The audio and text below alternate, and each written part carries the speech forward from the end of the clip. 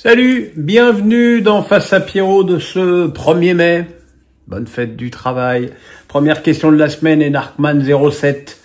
N'êtes-vous pas déçu de la fin d'histoire qui est en train de se prendre?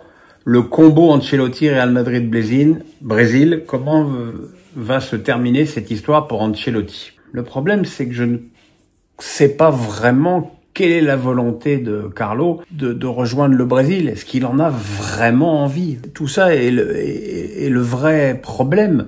Il y a des rumeurs qui viennent du Brésil, qui portent toujours une presse d'un sérieux absolu.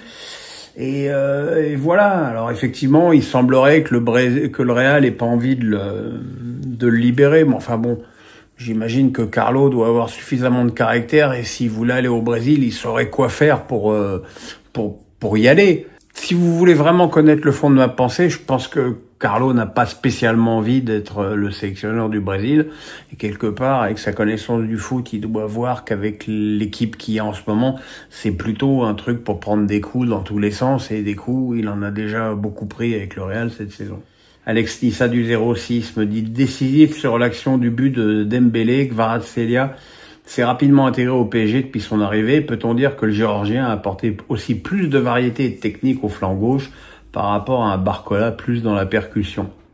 Oui, ce sont deux profils de jeu très différents et qui pourraient être complémentaires si malheureusement les deux n'étaient pas beaucoup plus à l'aise à gauche qu'ailleurs. Même si Kvaratskhelia peut faire des choses intéressantes à droite, plus que Barcola d'ailleurs.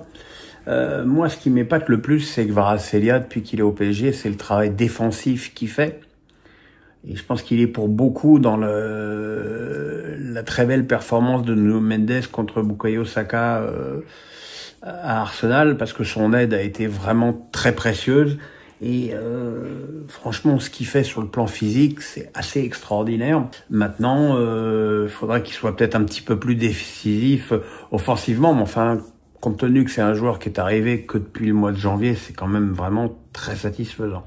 Alex Nissa du 06.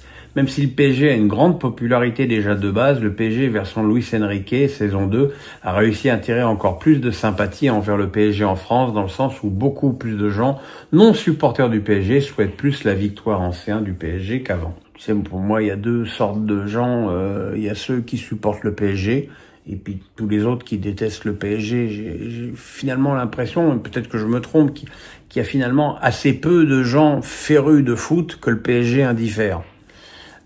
Ceux-là, effectivement, si ce sont juste des connaisseurs de foot, et ben effectivement, ils apprécient le jeu collectif, les résultats et le comportement de ce PSG version Luis Enrique. Après, je veux dire, les haters chroniques du PSG resteront haters quoi qu'il arrive, parce que quoi qu'il arrive, ça restera le club du Qatar avec des fonds illimités, gna gna gna, l'argent du terrorisme, gna gna gna et tout ça. Donc je pense pas que ça puisse faire changer d'avis les vrais rageux. Alex Nissa du 06, toujours. Le Barça a concédé le match nul dans cette demi-finale aller contre l'Inter dans un match globalement dominé par les Catalans. Si on sait que le Barça va jouer de la même façon le match retour, l'Inter sera-t-il en mesure de proposer autre chose au retour avec un bloc plus haut qu'hier? Je n'ai pas trouvé que l'Inter jouait avec un bloc si bas. D'abord parce qu'ils ont quand même marqué 3 buts. Bon, c'est vrai qu'ils en ont marqué 2 sur le coup de pied arrêté, mais enfin, ils ont quand même marqué 3 buts. Plus un 4e qui a été refusé pour rien à Mkhitaryan. Ce match a prouvé que l'Inter, même sans Lautaro Martinez qui est sorti, avait les moyens de marquer des buts. On a une défense de Barcelone qui n'est quand même pas le point fort du club catalan. Effectivement, tu as raison, le Barça va jouer à Milan comme il a joué à Barcelone. Maintenant, il faudra voir, sans Lautaro Martinez, qui sera très certainement forfait, comment l'Inter va pouvoir essayer de marquer un but pour se qualifier. Mais le match retour sera très intéressant. Pas forcément aussi spectaculaire que le match aller, il peut être totalement verrouillé, mais très intéressant. PA me dit Greenwood n'est pas nommé au trophée LFP. Qu'en penses-tu? Es-tu surpris? Paye-t-il ses mauvaises prestations de 2025 ou celles de son équipe? Alors là, j'ai eu une kyrielle de questions sur les trophées. Ça vous intéresse, hein, ces conneries, le ballon d'or, les trophées de l'année. Qu'est-ce qu'on s'en fout? Qu'est-ce qu'on s'en fout? C'est des hochets, c'est les mêmes choses que Napoléon avec ses rois de Naples et ses rois de je sais pas quoi. Enfin, voilà. C'est les joueurs qui votent, hein. Donc là, il n'y a pas de journalistes, c'est les joueurs. Donc t'as les joueurs qui votent pour ceux qu'ils aiment et ceux qu'ils aiment pas.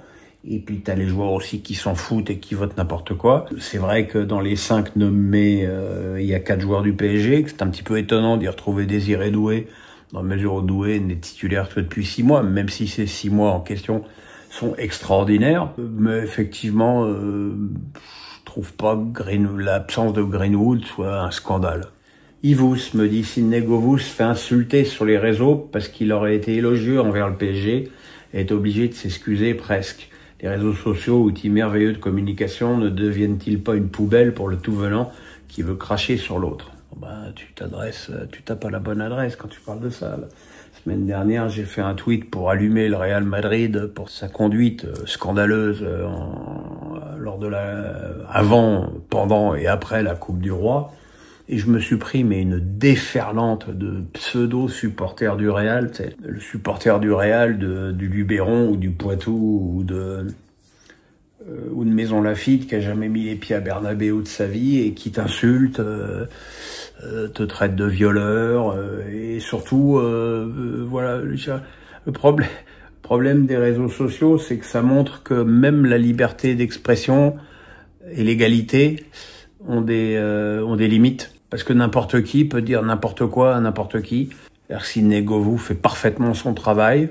Et à l'arrivée, il est presque obligé de s'excuser parce que t'as des crétins de Lyon et de Marseille qui viennent, alors que les mecs de Lyon puissent reprocher à Sidney, qui a été une légende du club, peut-être d'être trop enthousiaste avec le PSG. J'allais dire, je peux le comprendre. Non, je peux le pas comprendre, c'est inadmissible. Alors qu'un mec de Marseille a reproché à Govou de dire du bien du PSG, c'est lunaire. Monacoscope 7 me dit un avis sur le duo Tchoukri-El Govou et sur le dispositif de Canal+ en Ligue des Champions. Paul, j'ai commenté quelques matchs avec lui, hein, notamment un match à Brighton-Tottenham, il me semble. 1er janvier, j'étais pas bien parce que j'avais été cambriolé la nuit précédente et il avait été d'un grand soutien. Il débutait à l'époque, Paul, il a pris de la toile, il a pris de l'envergure et moi je trouve que c'est un duo remarquable, surtout pour Sidney qui devait quand même prendre la place d'Habib, ce qui n'était pas forcément évident parce que Habib il avait mis la barre assez haute en termes de commentaires de match. L'autre duo Marchal-Jallet est super. François Marchal, c'est certainement le mec avec qui j'ai commenté le plus de matchs quand j'étais à Canal. Et ce qui est curieux avec François, c'est qu'il soit aussi calme et posé, pour pas dire parfois terne dans la vie de tous les jours, et aussi exalté avec un micro. C'est vraiment une drôle de façon de... Enfin, ça m'épate toujours. Quant au dispositif de Canal, je pas tellement le goût du supplice, donc je regarde pas. Je regarde pas avant les matchs parce que, en général, je fais autre chose. Et je regarde pas après les matchs parce que je suis en train de faire ma vidéo. Yvous, avec cet extraordinaire 3-3 Barcelone vs Inter, tu regrettes la règle du but à l'extérieur qui compte double si égalité, ou au contraire, l'annulation de cette règle nous promet un vrai suspense au match retour? Je sais pas. Je ne sais pas, parce que on voit, on a quand même des exemples récents avec Manchester United Lyon, avec ce match-là, qui fait qu'effectivement, il n'y a pas de calcul de la part de l'équipe à l'extérieur. Alors qu'avant, tu pouvais te dire que marquer un but à l'extérieur, c'était vraiment quelque chose de fondamental. Là l'Inter en a mis 3 et finalement ils partent à 0-0 au match retour. Et le PSG qui a gagné 1-0 à Arsenal, il n'est pas à l'abri qu'Arsenal marque un but dans les 10 premières minutes au parc et que les deux équipes se retrouvent à égalité. En tout cas, pour moi, ça ne fausse pas les matchs de Coupe d'Europe. Donc voilà, je suis pas contre. François Bréhin me dit aucun joueur de l'OM parmi les nommés au trophée UNFP de meilleur joueur, meilleur espoir, ni même meilleur entraîneur pour De Zerbi. Trouves-tu ça logique? Encore une fois, j'ai pas trouvé ça logique. Je m'en fous en plus, ça m'intéresse pas. Maintenant, souvenons-nous du début de saison où beaucoup pensaient que cet OM pouvait concurrencer ce PSG qu'on pensait très amoindri, notamment par le départ de Mbappé. On se retrouve quand même dans une situation où, à 3 journées de la fin, on ne sait pas si l'OM sera en Ligue des Champions la saison prochaine. Et c'est gravissime. C'est gravissime pour le club d'un point de vue financier. Et c'est quand même un échec sportif parce que je suis désolé, mais l'effectif de l'OM tel qu'il a été bâti doit terminer tranquillement deuxième de cette Ligue 1. Et s'il n'y est pas arrivé, c'est quand même aussi la faute de Zerbi, qui a pas forcément toujours fait les bons choix et qui s'est entêté dans une tactique qui était pas toujours adaptée, notamment au jeu, au match au Vélodrome, avec une équipe probablement pas assez tournée vers l'offensive. Je pense qu'il a été obnubilé par ses problèmes défensifs et que du coup il a pas voulu trop changer, alors que là on s'aperçoit que contre Brest il a enfin changé et qu'il a joué avec 3 attaquants en passant Luis Enrique de piston droit à ailier gauche et que ça a tout de suite donné beaucoup plus de punch à l'OM. Bon, moi je pense que l'OM finira en Ligue des Champions, mais le fait qu'il n'y soit pas à 3 journées de la fin de façon assurée, ça reste quand même un problème. Grégory David me dit: comment qualifierais-tu la saison de Mbappé au Real? Pour moi, malgré ses buts, elle est loupée car aucun titre collectif, même si la Liga n'est pas finie, je trouve qu'il n'a pas été décisif dans les grands rendez-vous. Tu sais, si tu reprends mes faces à Pierrot, ça fait très longtemps que je suis pessimiste pour ce Real. D'abord parce que j'ai été stupéfait que le club, qui a quand même de l'argent, ne cherche même pas un remplaçant à Toni Kroos et que on passe la retraite du milieu de terrain allemand comme une péripétie sans intérêt. Je pense que c'est une erreur fondamentale. Derrière la rupture des croisés de Carvajal puis de Militao m'a fait très rapidement dire que le Real finirait la saison avec de gros risques de faire la saison blanche.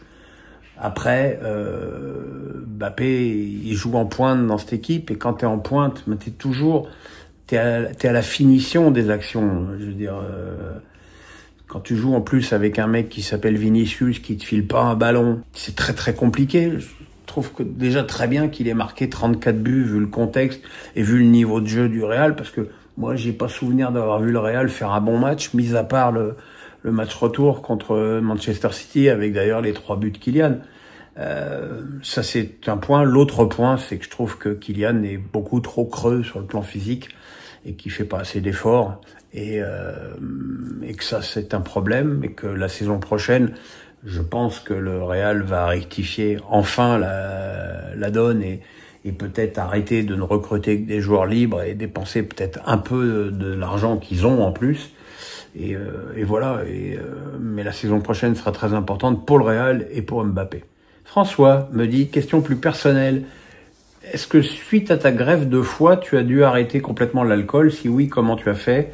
Une connaissance très proche a également subi une greffe, mais n'arrive pas à arrêter l'alcool. J'aimerais l'aider. Là, tu tapes pas à la bonne porte, mon petit François, parce que je n'ai jamais bu une goutte d'alcool de ma vie.